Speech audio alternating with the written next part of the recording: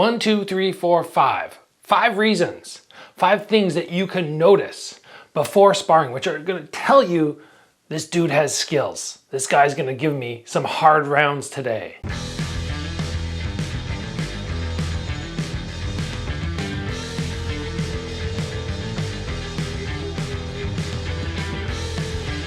As most of you guys know, I have been competing for a very long time. If we look at my professional career, we can look back to 2009. If we look at my professional and amateur career combined, then we're looking back to 2006. But pretty much from 2000 to right now, I've been doing hard sparring sessions, and throughout the years, I've noted 5 major things that sparring partners can do before we start our rounds, which make me go, ooh, this guy's good. This guy's got some skills. And this is before you've seen them do anything. Obviously, if you look over and you see somebody, their hands are flying, and you're just like, oh, that guy looks really good, that's a clear-cut sign that you're gonna have some hard rounds. But outside of that, that's the signs that we're talking about today. The little things that you might not think to look for. And it might just be me, but I always prefer when I step in the ring to know what kind of rounds I'm gonna have. I hate jumping in, being like, I saw this guy hit the heavy bag, it doesn't look that good. And I just kind of go, easy rounds today. And then all of a sudden, he's trying to take my head off and he's really, really good. It's the same thing that you don't want to happen in a fight. If you get into the fight thinking it's gonna be easy and it's hard, it can be very hard to overcome that surprise. So get ready, 5 little signs here that the guy you're gonna be sparring against is very good. First off, they bust out the Vaseline out of their gym bag, or their coach does, and they're Vaselining their face or their headgear. The first couple times I saw that, I was like, what the heck is this guy doing? He's got his headgear on, what's he putting Vaseline on for? And then I realized, oh, just like it goes on your face, it helps punches slide, avoids cuts. Same thing on the headgear. But even more so, it's hard to get a good connection on headgear when the whole thing is all slippery. So if you see somebody do this, you know they have some tricks up their sleeve and they're trying to minimize damage throughout the length of their career. And that's just a good little side note for everybody anyway. If you're not putting Vaseline on before hard rounds, you should probably start doing that, because eventually one day you're gonna get smashed in the head or you're gonna get a cut and you went, oh, if I just would have had Vaseline on, that big punch might have slipped off, or that shot to the eyebrow might have not ripped the skin. It's something which you should have in your bag and you should be applying before those hard rounds. In my experience, only the very high level guys who are really good actually do this. The second thing I've noted pre-sparring with guys who are really good is they wear lace-up gloves and they have somebody tape the outside of their laces.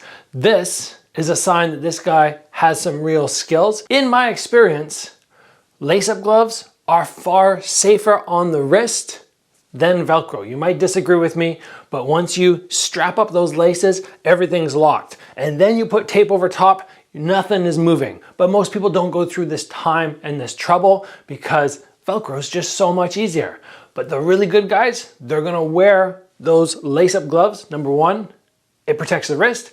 Number 2, it helps you get a little bit more used to the fight, because you're always going to be using, at least at high level, lace-up gloves.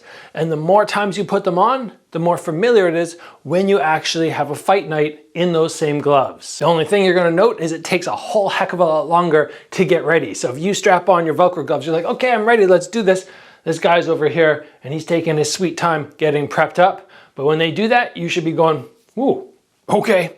There's gonna be some hard rounds today. The next thing you're gonna see a high level striker doing before they get in for sparring is get their face just a little bit used to impact. They're not just gonna walk in, get hit in the nose and go, oh. They're gonna be pushing their nose down with their glove, and they're gonna be sort of pitter-pattering their head beforehand. You guys have seen me do this when I walk out for a fight. As I walk out and I'm making my way to the ring, the pit, the cage, I'm giving myself some smacks just to make sure that I'm ready for that impact. And the first time I get touched, it's not a surprise. But if you see somebody doing this as they're prepping up for sparring, you can go, this guy, he knows what he's doing. And just remember, they don't need to be big smack impacts. I'm not trying to concuss myself. It's just getting used to just seeing some shots come. Keep those eyes locked on as you do it, and you're just looking to replicate impact. So the first couple shots that land on you, they don't sort of shock you and make you all blinky. The next thing that you'll see high-level strikers do is take a long, slow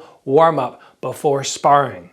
People who are newer, you'll see them, you want to spar? You're like, sure, I want to spar. Okay, let's do it. They put their gear on, they touch gloves, they go.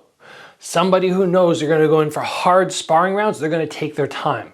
I would say expect a 30-minute warm-up, and that's not a lie. When I've boxed with the really high-level guys, people who have won amateur titles or Pacquiao's sparring partners in the past, people like that, these guys, they take their time on their warm-up so that when the first bell goes on round number 1, they are ready. And something you'll probably learn throughout the years, especially as you get a little bit older, is if you don't warm up properly, it's easy to burn down really fast. You might go in, put in a hard 30 seconds, hard 100 seconds, maybe even go hard the whole first round, but then all of a sudden it's like, I'm doing well, I'm doing well, I'm doing well, and then you burn out.